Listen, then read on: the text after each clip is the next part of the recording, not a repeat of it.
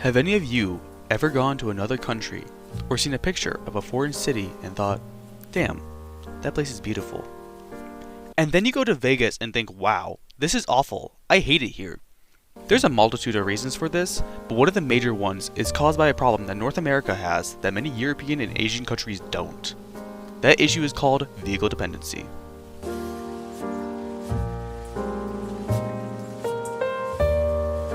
Vehicle dependency is when a city or town is designed with cars as the main form of transportation. This is normal in America, as almost every minuscule piece of land is fitted with some form of asphalt.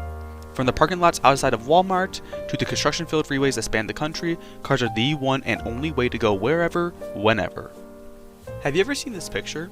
This is the freeway exit into Bridgewood, Pennsylvania. There are a million freeway exits like this one in America, McDonald's sign and all. This location shows numerous issues of a vehicle-dependent society, including the multi-lane 35 to 45 mile an hour roads, the lack of sidewalks and public transportation, and the fact that it's just really ugly.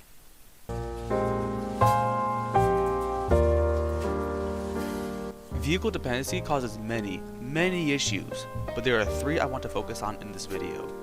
Cars are inconvenient, cars are expensive, and cars are making us unhealthy. Driving's inconvenient. If you want to go to the store just to get some milk or something, you're going to have to spend 15 minutes driving there and then another 15 back, and that drive could take even longer depending on the traffic. Do you know how much time you lose waiting in traffic per year? Well, according to data collected by the Texas Transportation Institute, the average American will spend roughly 54 hours a year stuck in traffic. That's a little over 2 days a year being stuck in a 2-ton box going nowhere. On the high end, in California, specifically Los Angeles, that goes up to 119 hours a year. That's nearly 5 days of being stuck in pure traffic.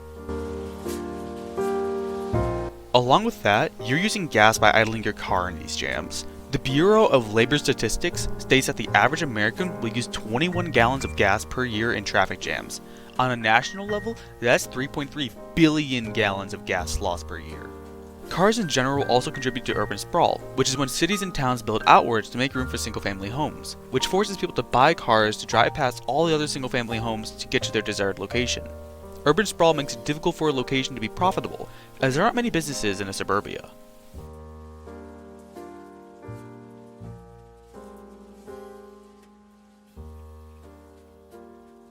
Okay, so you might be thinking, yeah, traffic sucks and a 10-minute drive to Walmart is annoying. We can fix those things. We can build more roads and more lanes to solve these problems, right?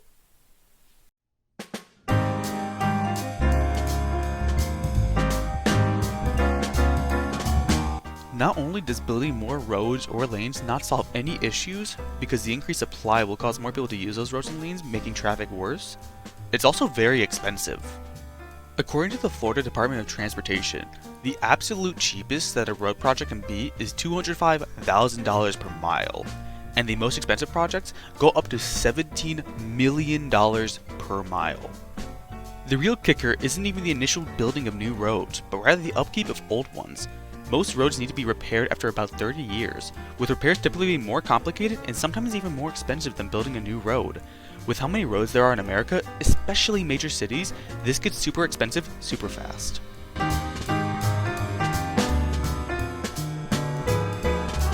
Along with that, these roads aren't making any money either. There's no property tax for freeways, meaning that there is no return on investment. Towns and cities are actively losing money on road construction projects. But vehicles aren't just expensive on an industrial scale either. Americans spend about $400 a year on car repairs, $1,700 on full coverage insurance, and $700 on license, registration, and vehicle taxes. That's $2,800 a year. For reference, the average person in Switzerland spends $46 per month on public transportation, or $552 per year. And that's including the fact that Switzerland has one of the most optimized public transportation systems in the world, as well as semi-walkable cities to live in. That last part is extremely important, as bikes can be very cheap and walking is free. If you can live in a city without the need for a vehicle, then the issues caused by vehicle dependency can be either mitigated or entirely solved. One of these issues that can be mitigated heavily is our health.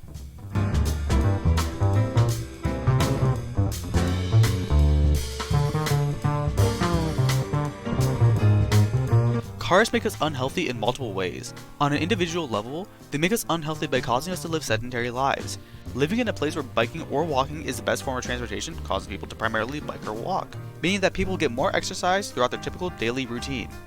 Instead of walking an hour on the treadmill, 30 of those minutes could be spent walking to work and back. It's difficult to find exact numbers, but Americans consistently walk less than those in Europe or Asia. Another benefit to walkable cities is that there are less cars around, meaning that cities will be more quiet.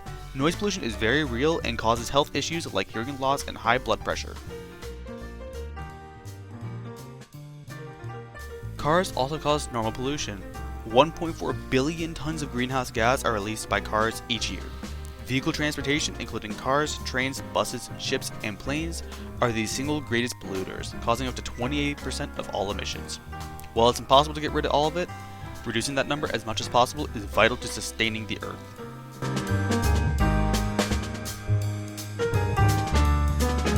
It is safe to say that vehicle dependency is not a viable option for the future. Countries across the globe have already taken strides to making their cities less car-centric, which causes them to be more compact, more profitable, more environmentally friendly, and also quite pretty. So what can we do to contribute to this change? In the description of this video, I've left 2 links. The first one is to Strong Towns, a non-profit organization that focuses on making communities more financially stable and sustainable to live in. The second one is to a catalog of Ohio transportation projects, some of which you could help contribute to. Admittedly, this issue is one that realistically can only be solved on a higher scale, whether that be through mayors, state governors, or at a federal level. That being said, one of the best things you could do is inform people about the issues with vehicle dependency. Friends, family, local officials, they should all know that relying solely on cars isn't the way of the future. Who knows? You might just be the spark that lights the fuse for change. Thank you for watching this video, and please enjoy this 3-minute slideshow.